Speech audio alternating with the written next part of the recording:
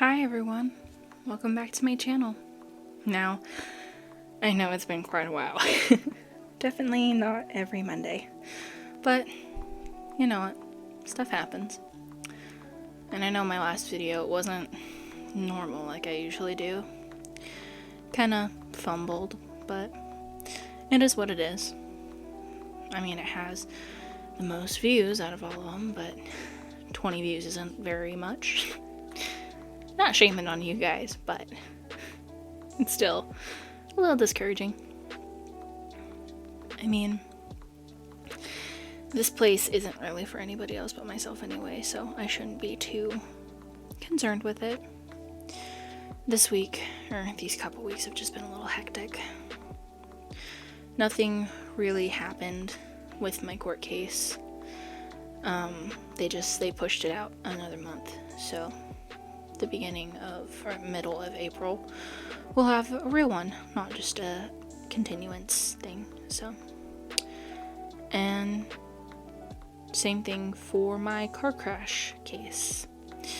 They're treating it like a hit and run or something, so I'm having to deal with that too. As for my work stuff, I started finally, and I got 3 kiddos. They're all super sweet. They all like me a lot, especially the little ones. And then the older one that I got that I was talking about in my previous videos, you know, the messed up one, I got to meet him for the first time today, and I get to see him again tomorrow. He's a really nice kid. I think I can help him in the way that I want to. I think it'll be good for him, you know? Or at least I hope it will be. I mean, that's all you can really hope for when you're trying to help out other people, is you hope that you're doing a good enough job, and you hope that, you know, especially with cases like him, that you can get him to a state of normal, you know? Maybe not what society deems as normal, but just a normal for him, you know? Because he has a lot of stuff going on with him. Now, I'm not quite sure where I'm going to take this video, but I think I want to make it my her video, you know? The one I've been promising. It's time. So, recently, I mean, I've cut all ties with her, so the only news or drama that I get to hear of is through my mom, because she's still in contact with her.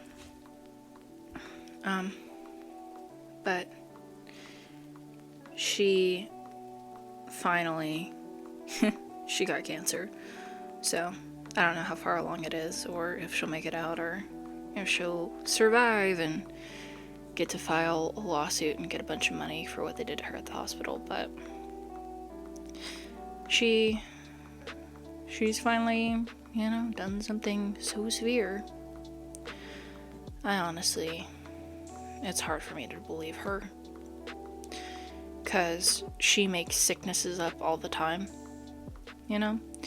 When I threatened to leave after living with her for a couple years, when I threatened to leave for the first time, she threatened 12-year-old me, you know, telling me that she was dying, she was having a heart attack, and knowing full well that's what my great-grandfather died of, and I didn't know any better. You know, I was so scared, and I almost called the cops, you know, to send an ambulance, and then, you know, she's like, oh, I'm fine, just don't do that again. You know, and the things that master manipulators do. I've actually learned a lot about her recently. So that one kiddo I have, his sister was diagnosed with RADS, I think, RADS disorder. I know it stands for something, rational disease, who knows. It just means they're really good at manipulating, and they get their way, you know? I mean, I could look up the quick definition, but you guys could do that too. Put a little effort into it. But, from everything that I've heard that my client's sister went through, or with her mental state, it made me realize that I think her has an undiagnosed version of it, because there's no reason for her to act the way she does if that wasn't the case. No normal person would do that to their granddaughter. Long story short, yeah, she's my grandma. That's my her. She was never really present in my life until I got a little older. She would babysit me here and there when I was younger. I honestly, I don't remember a lot. And I've been finding that harder and harder nowadays to just remember things, but I think some of it has to do with trauma. You push out the trauma, you put it in the back of your head, you lock it up and forget about it.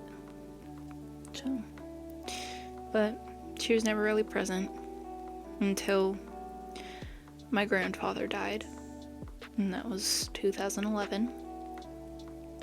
So I want to say I was like 6 or 7, I think. Not sure. You can do the math if you want to, but yeah, no. I got really close with her then. That was my first death. That was my first experience with it, And the way she handled it was terrible. I mean, it was her dad, I get it, but they weren't extremely close. I mean, they were, but they weren't. And it had been hard on her, because her mom had already died, and then he died. But I got to see how she dealt with it, and she never really did. She just cried and moaned a lot, She didn't really, I don't even know if she was really sad about it, because everything she has done and said has been a lie. But that was my first experience with death. And that was the, time I got to learn about, hey, sometimes people leave and they never come back. You can't fix it. You can't be better than it. You can't, there's nothing you can do. Everybody comes to an end, and that was heartbreaking for me. I always got asked, why I cried so much over his death and not anybody else's. And I know I was kind of close to him, not super close. He was good to me, and I did have some fond memories of him, but not too awful many. Just because I wasn't really there, we didn't even live in the same state. But I think the thing I was so sad about was I was more sad at death. Not his in particular, but just death in general. I didn't know how to overcome it, and my, 7-year-old brain couldn't really process it. And that was my first time dealing with depression. I got over it. I mean, I don't know if it was really, maybe it was the start of my depression, but it didn't get, I got better. I remember having fun, after that. After he died and some legal stuff, she inherited almost $100K, I think. And in her mind, she was just on the top of the world. That was like $1 million. It really wasn't. She blew it all. And I thought, it was just great because she treated me like a princess, and that's That's what every little girl wants to be treated like, you know, and that's how she initially earned my trust to lure me in, you know. I remember having good times with her, and shit didn't really get bad until years in, you know. When it first started, you know, I spent all my time with her. You know, she would babysit me and stuff. I mean, she lived with us at that point because my aunt had kicked her out. So at one point, we all lived in a small mobile home with me, my mom, my aunt, my grandma, and my aunt's boyfriend. After a while, they got sick of me and my mom, and we found our own place, so we just kind of split off. And then after a while, they got tired of my grandmother too, so they kicked her out, primarily her boyfriend, because he's a twat.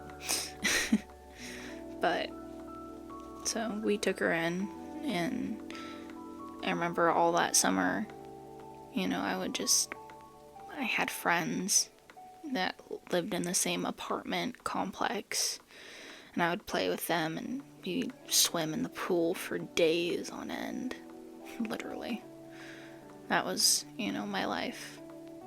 And then, you know, school started, and I went to school, and I did all the things, and those years in school, I learned that teachers in school suck. I wasn't a super fast reader, so I was deemed slow, even though I now know I was extremely smart. But they put me in, like, the slow reading class, and, you know, they failed me and gave me bad grades and all the things. So I tried out homeschool, and, you know, obviously I didn't know how to homeschool. I didn't have the how do I put this, encouragement, I guess, to really do it. I didn't want to, and I didn't really have to, you know. But yeah, so she moved in with us. You know, it went on for a while. You know, the entire time she lived with us, every single day we would go out and go to the dollar store, and she'd give me like $20, you know, which is a lot for a kid. You know, 20 things at the dollar store, you know. That was her life. I think she's a shopaholic, honestly, because the entire time she lived with us, all she did was, we went out to fill up two storage units for a house she didn't even have. So she bought a lemon car, and she bought 2 storage units full of crap, and then by the time she finally was ready to get a house, she didn't have any money left, not really. So she bought a cheap $2,500 2-bedroom mobile home in a trailer park. And then the rest of the money that she had, she spent on minor repairs for it, and just continuing to fill it up with crap she didn't need or use ever.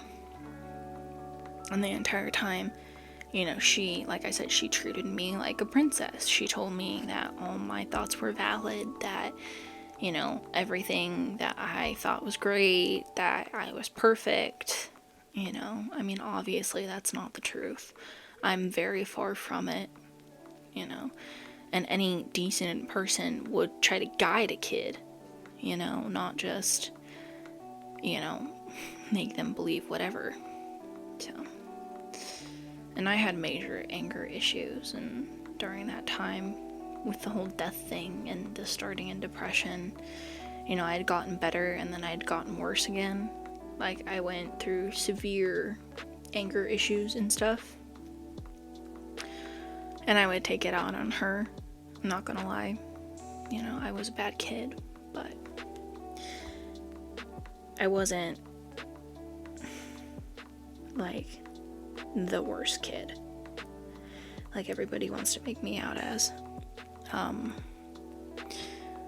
But eventually, you know, my mom and her boyfriend of 4 or 5 years, they had a baby and, you know, got married and moved in with each other. And me and him, we couldn't stand each other, because my grandmother, you know, she hated him, and I was trying to follow in her footsteps, so I learned to hate him. I had my own reasons for it, though, you know. I mean, at first it was that, and now I actually have reasons to hate him. But that's how it started, was her feeding me stuff on why she didn't like him, and then I took it to heart. And me and him got into a big kerfuffle. He was watching me and my little brother when I was 11. I had just recovered from breaking my ankle. And I had been staying with my grandma.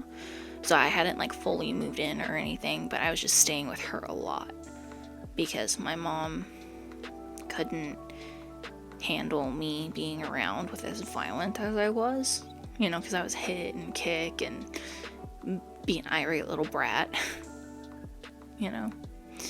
But so my grandma would take me off her hands and I'd stay with her and stuff. But after my little kerfuffle with my mom's ex-husband, he really scared me at that time. Like I said, I just recovered from a broken ankle. And I was still like in a compression thing. I still had a couple more months till I was fully up and at 'em. I don't even know what we're fighting about anymore, but he like tried to physically like drag me off of our couch, you know, like drag me across the house and shit, and I was stronger than he thought, and I just like, I kicked at him until he let me go, and then he went and he hid in the bedroom until my mom got home with my little brother. I'm gonna say the worst thing about that night, other than me being dramatic about the incident, was the look of fear on my little brother's face. Back then, he was highly autistic. He still is really autistic, but we've healed him to a certain point where he knows things now, you know. But back then, just the sheer look of terror on that poor child's face, it's ingrained into me. So I went to live with my grandma instead, you know, and for a while she continued to treat me great, you know, and I was still just a brat. But, you know, everything good, you know, in my mind came to an end. So, it wasn't too awful long, much longer, maybe 3-6 months. I realized how I reacted wasn't good. It wasn't getting me anywhere, and all it did was get people mad at me. So I stopped being mean. You know, I stopped cold turkey. And she never noticed it, you know? You know when you do something good, like for the better, like as a whole, you really make a change and you really try, and just nobody sees it? I mean, it hurt and it stung. And she still treats me like that.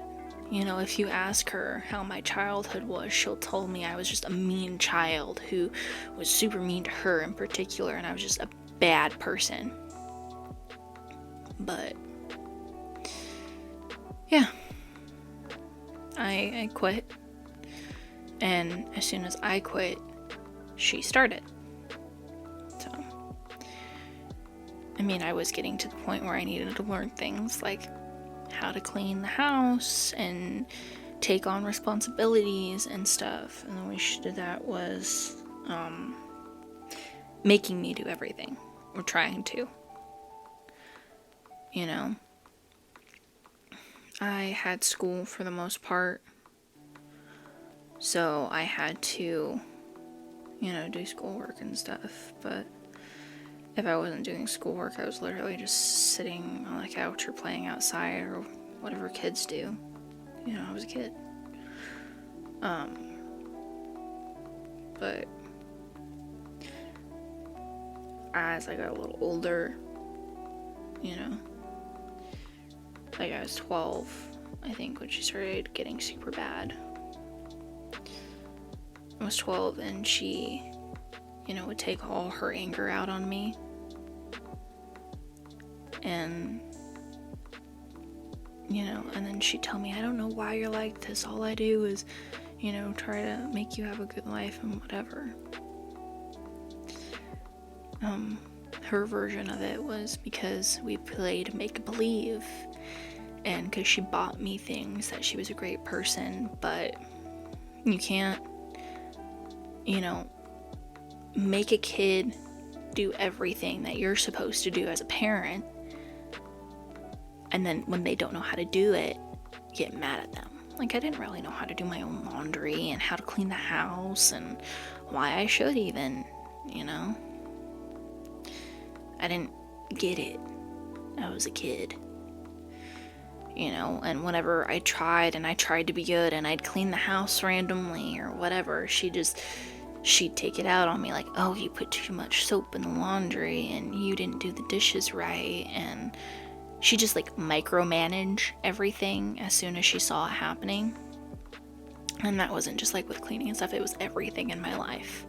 Every little thing I did, she'd nitpick at, and then when we get into our big fight, she'd tell me how much, she hated me and how she just wishes I would go back to my mother. And then whenever I was fed up with, just being constantly picked at, she would pull something like the fake heart attack. She sprawled out on the couch and pretended to fall and roll over and grab her chest and started crying and telling me how she was dying and it was all my fault. So I stayed. I didn't know what to do. I didn't know what she was doing. I didn't know that was all just her tactic. And she would do something like that every single time. And our aggressions with each other got worse. When you're treated like that, they don't get better.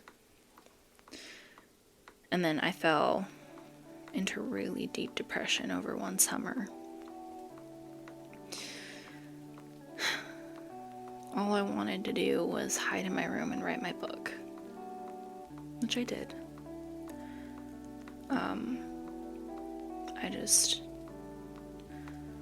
I didn't know how I wanted to feel.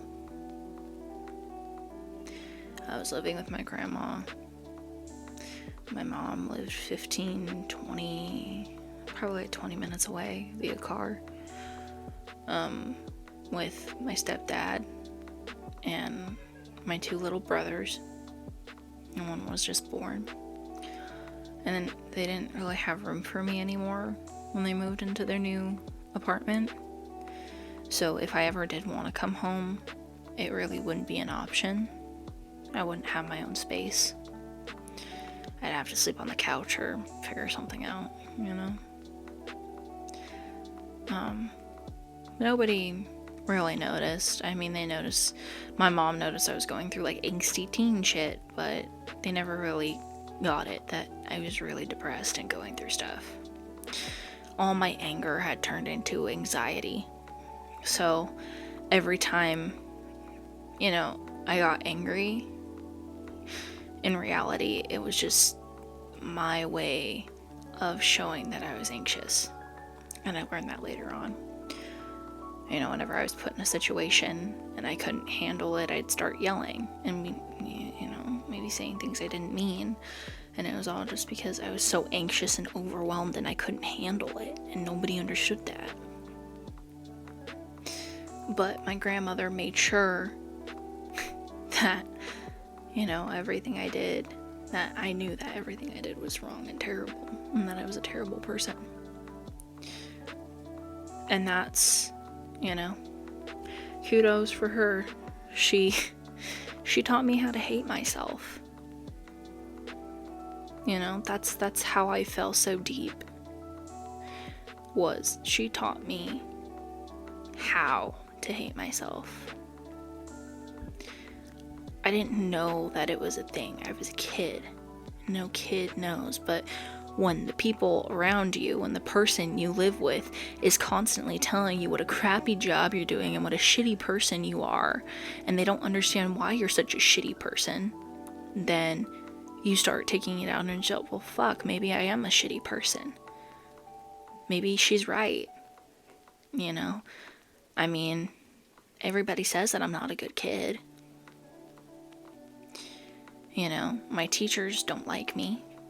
None of them. My peers don't care for me. I was in a couple friend groups and I had been, at the end of them, booted from all of them. It wasn't for any real reason, and I never got an explanation. But at that point, everybody around me was like shunning me. So I learned to hate myself, and I learned to pick out all my flaws, and I learned to criticize them like she did, and take every little thing just like she did to me. She took every little thing I did, and she would find something wrong with it. So I would do that to myself and about myself. Oh, I'm too fat. My hair is ugly. I have acne now, because teenager. I have dark red eyes. From not sleeping or crying too much. I don't know why I feel the way I do. I didn't understand any of it. And her big thing was,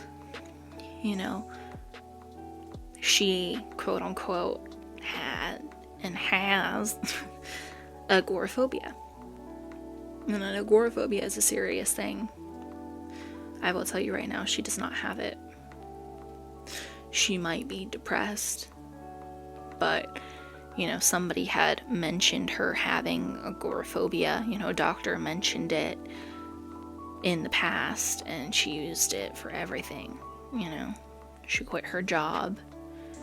She tried forcing my grandfather to take her, to his job sites and shit when she was in her early mid-20s, and she hadn't worked a single day since then. She'd been surviving off of Social Security and benefits and all that stuff, and they had been paying for her life even during and after she got all that money from my great-grandfather's death.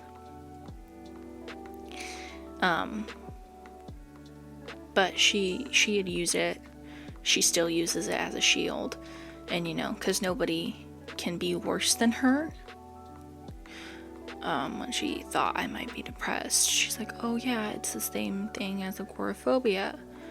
They're the same symptoms. They're not the same thing. They are far from the same thing. But that's what she told me. Those are the things she fed me as a child. And, I could never be worse than her, and I always took everything from her.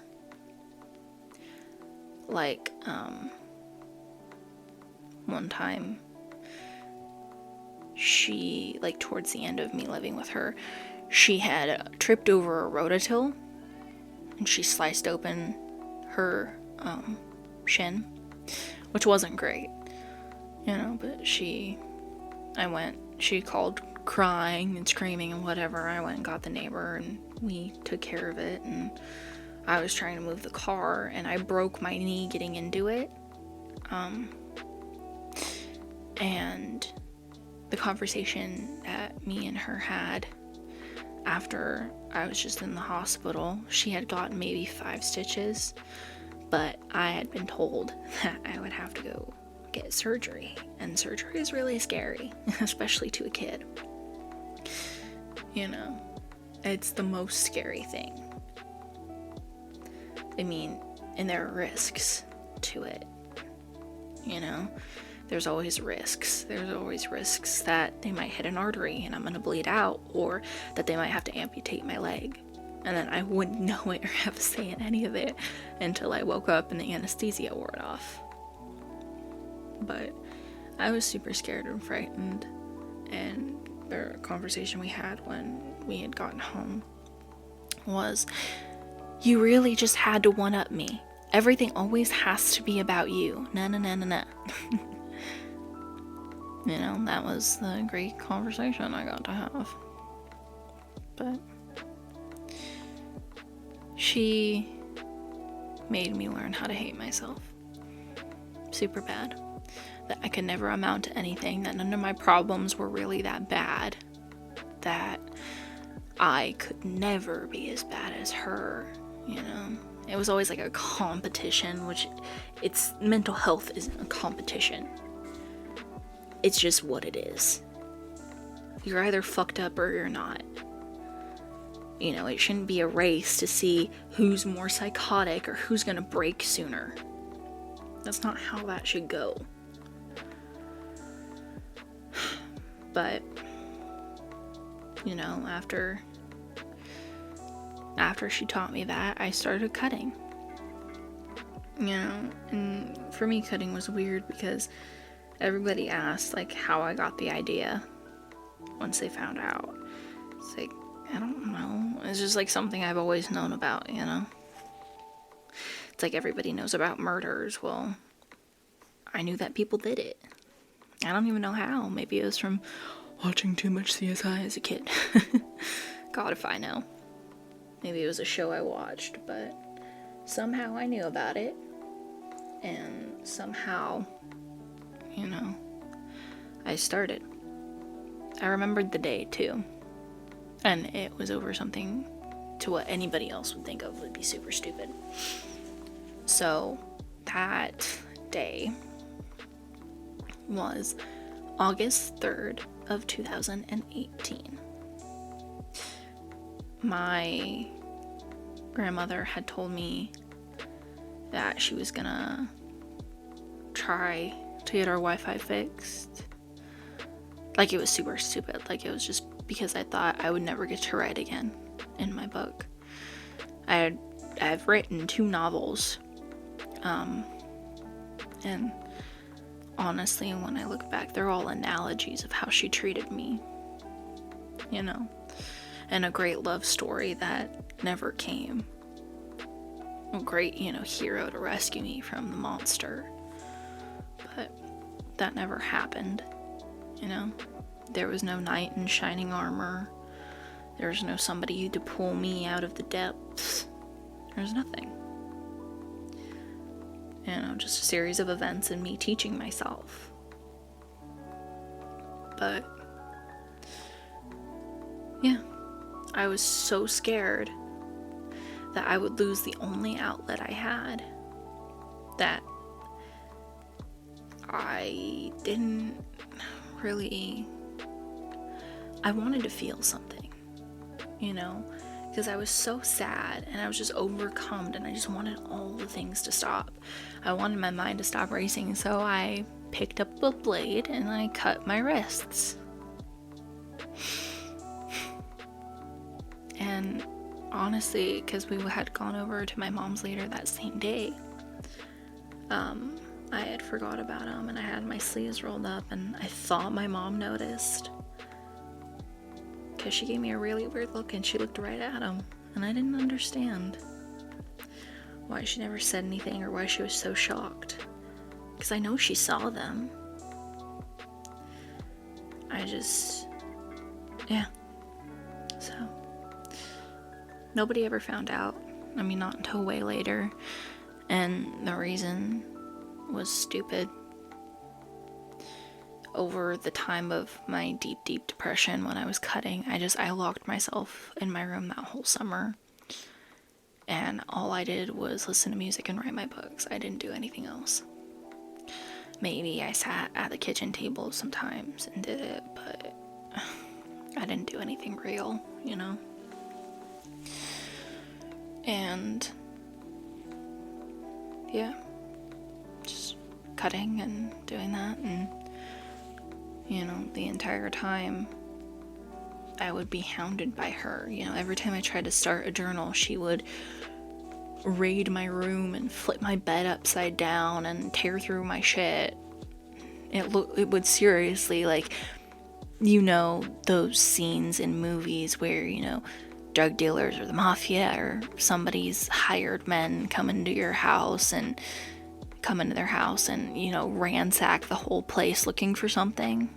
That's what my room would look like every time I got back from seeing my mom or, just doing something. Because my mom would still come see me. It's not like she didn't. She still cared and loved me. She just didn't notice how in pain I was.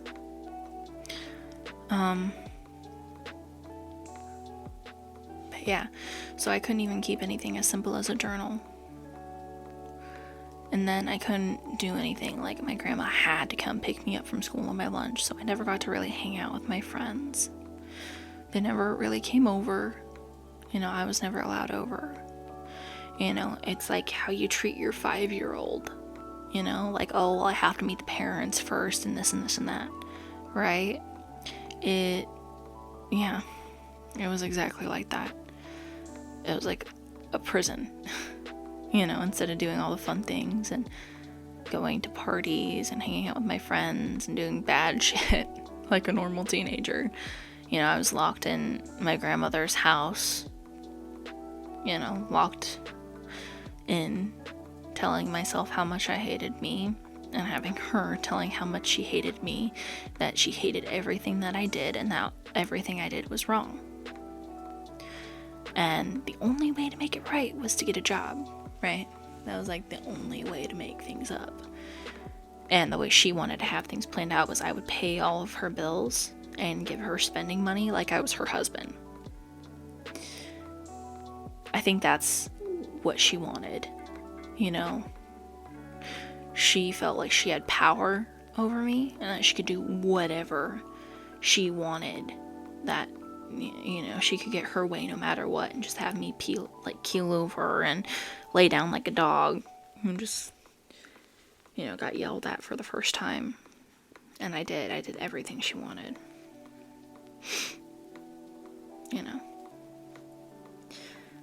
And the only reason she had found out about my cutting was because she dug through my trash and she found a letter, a poem I had written, because I was really into that.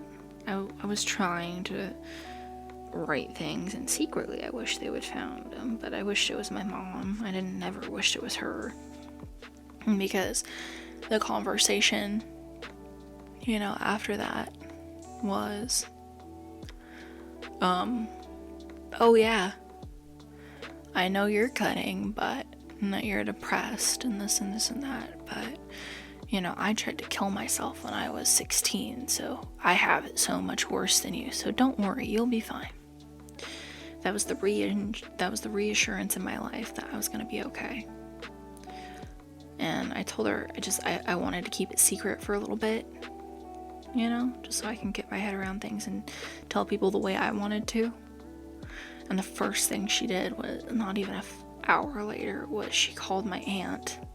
They went grocery shopping, and she told her everything in a Fred Meyer. Yeah, good times. While I was out in the car. And then I had talks with all of them, and then I would have meetings with my aunt, and they would talk to me about it and try to get to the root cause, like they were some kind of psychiatrist. God knows they weren't. Try to get me through it. Honestly, only later in life did I realize that everything she did was just a way to manipulate me. I didn't know how to express it back then. I'm like, I don't know, I'm just depressed, life. But yeah, it was only later on till I realized everything. It took time, months and years. I realize now that she probably has an undiagnosed case of RADS. I realize that she's very narcissistic. you know? She wants everything for herself without paying any price. She wants things to go 100% her way without doing anything to earn it. And she just expects it. And when she doesn't get her way, you know, all hell breaks loose. You know, she hurts the people around her to make herself feel better. You know, if they're not to her favorite child standards, then they're not good enough.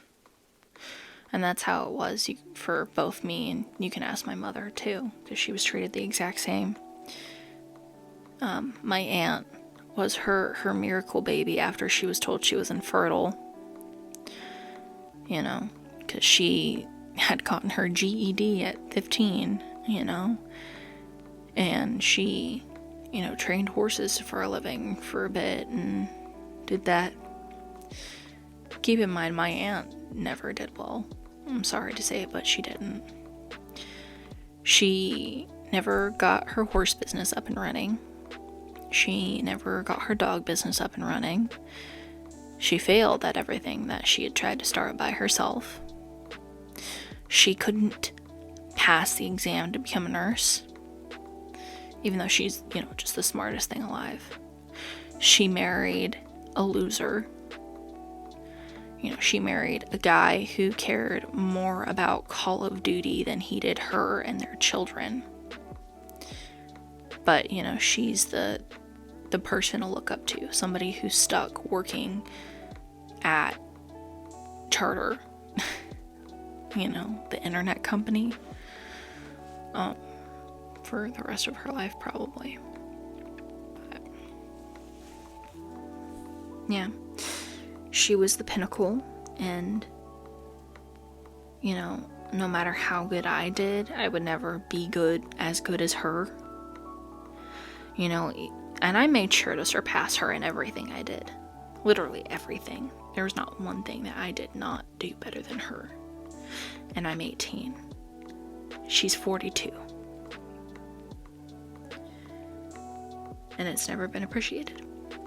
But that's fine, you know? I don't care. But yeah. And it took me years to realize everything that I went through. It took me years to realize I was wrong. That she was just manipulating me. That she was just using me as a security blanket. You know, something to get her way and somebody to use, somebody to hurt. She never cared about me or my cutting. And, you know,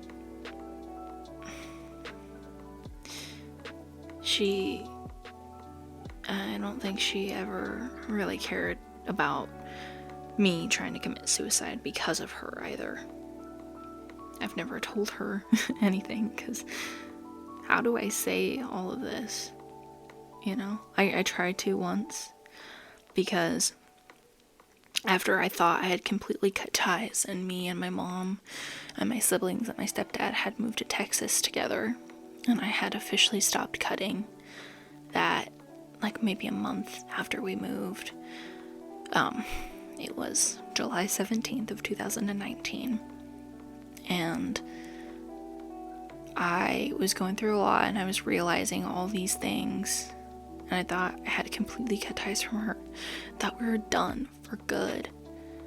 And then we didn't like Texas, so we moved to Idaho. And then my mom realized that her husband didn't love her, you know? He loved to have sex with her, and that was it.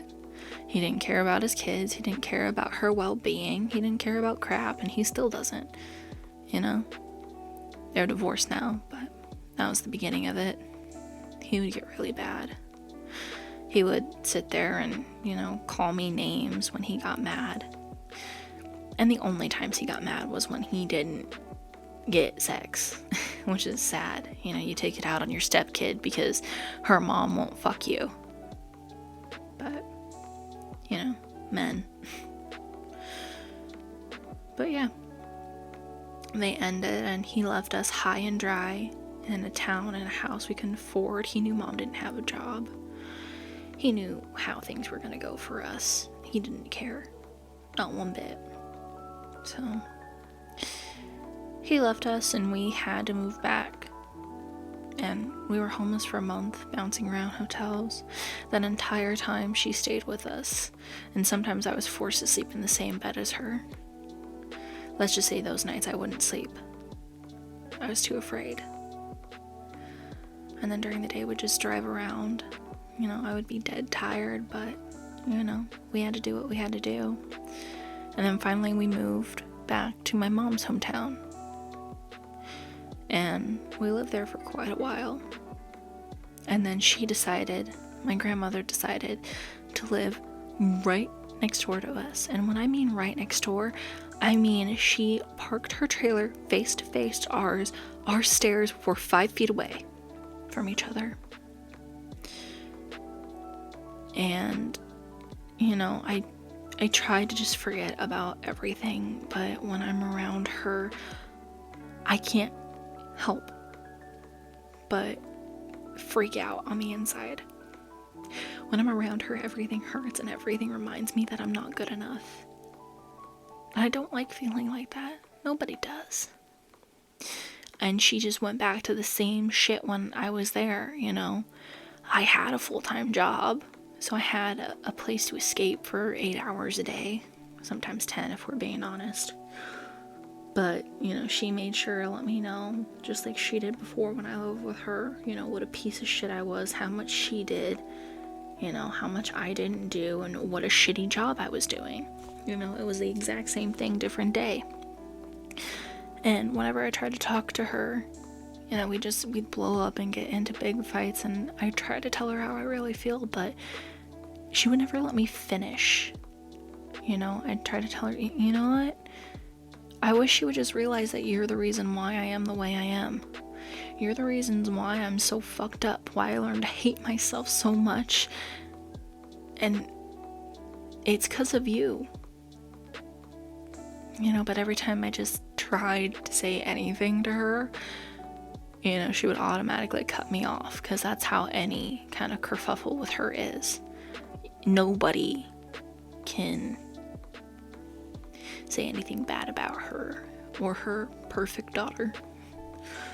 So, and then finally, we moved back to Idaho, and that's where we are now. But I finally am free from her, and my mom keeps trying to talk to me about it, and I want to be there for her, because it's her mom. Her mom has cancer. Her mom, my grandma, doesn't take care of herself. She says she does, but she doesn't. She never has, and she never will. The only thing she quote unquote does to take care of herself is she takes her thyroid medication that she would die if she didn't take, like within a couple days. But she doesn't do anything for herself. I don't see her getting over this, if we're being honest. And I think my mom keeps reaching out to me because she wants me to assure her, because it's her mother and she loves her regardless of all the shit she's done to my mom. She never cared about my mom either when she was a kid. The only thing she cared about was my aunt. Even back then, my mom's been through the same thing. Not as bad, because back then, my grandmother always had a boyfriend or a husband to fiddle with, and she didn't really care about what her kids did. And when she had me, I was all she had. So I had to fill in the shoes of her daughter, her husband, her granddaughter, her perfect little angel, But she's worried about her. I know, it's hard, she's her mother, whatever. But she doesn't get it. I have so much resentment and hate. I wouldn't be the way I am now if it wasn't for her. I wouldn't be so messed up. I wouldn't hate myself so much. And that's sad to think about. It's sad to think about a me where the night I tried to kill myself, a part of me didn't die. Because that was all because of her. I always say that the night I tried to kill myself, part of me did die. I lost my innocence that day. And it wasn't, because I lost my virginity or anything like everybody says it's gonna be like. I lost the pure part of me. And I'm never getting that back. When something dies, it's gone forever. That happy, bright little girl who just wanted to sing all day and play in the pool and have fun is gone forever. And I can't bring her back. I'm stuck being the girl who's never gonna feel anything other than pain. I don't think I'm ever gonna make anything of myself. And I'm stuck thinking this way and being the way that I am because of her. And I want to reassure my mom that everything will be okay, and I want to tell her how much I love her and everything. But I hate that woman so much. She destroyed the only good part of me that I had left. And I don't feel bad that she's dying. Honestly, this is gonna sound really mean and a bit psychotic, but I'm happy about it. When I heard she was sick and not doing well, all I could feel was a sense of relief, because that means I never have to deal with her again. I never have to worry about her manipulating me and trying to get me back again, like she tried to before, and the time before that, and the time before that. I don't have to worry about being reeled back in to her psychological mindfuck. And that makes me happy, because maybe when she's gone, I can finally learn to love myself again. And I know my mom will never understand that, because, it's her mom. I'm not gonna blame her,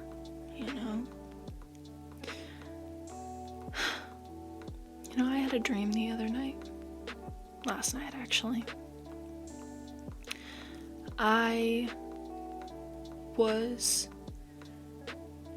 driving my little brothers around in the car so they wouldn't get crabby, while my mom went and said goodbye to her, and she was in the hospital, on her last breaths, and she was just begging to see me, for the last time.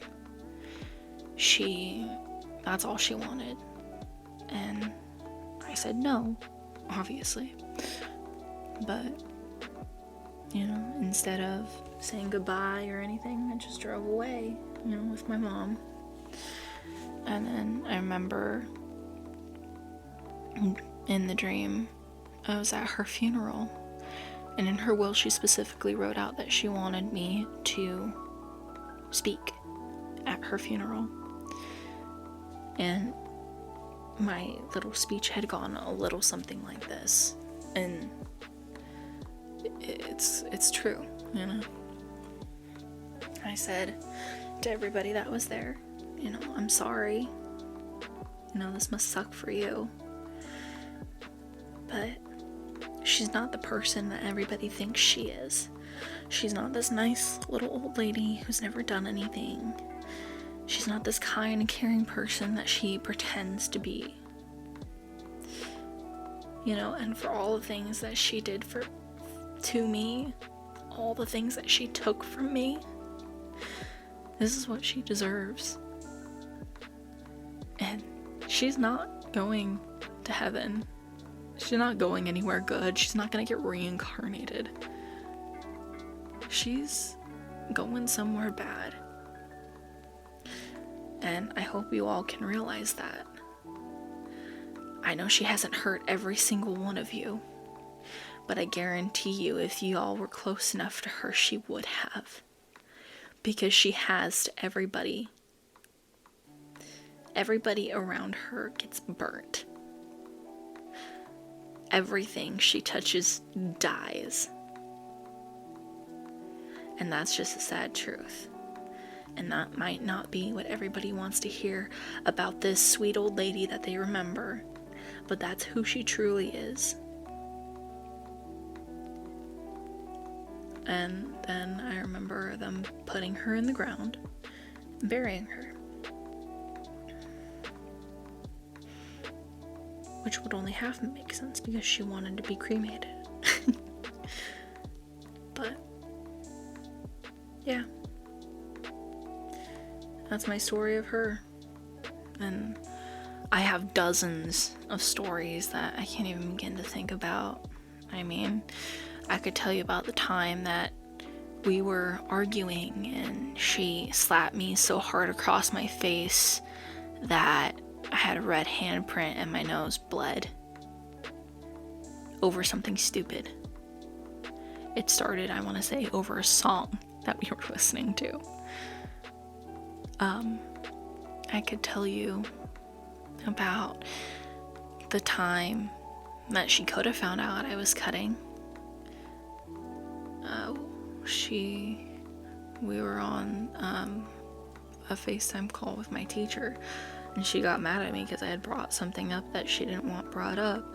So she took her long fingernails that she never trims, and she dug them in my freshly cut wounds.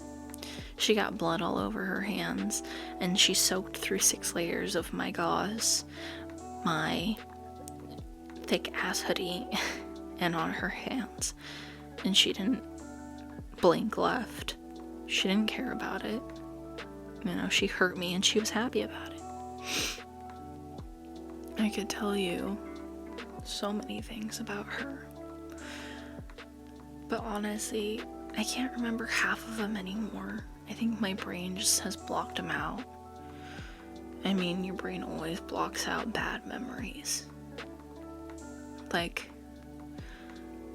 I don't know. Just, there were countless of them. And whenever I'm around her, I get so anxious that I feel like throwing up. But I don't remember a lot anymore. And I don't care to. You know, I'm finally starting to move on from her. And when she dies, I'll finally be free.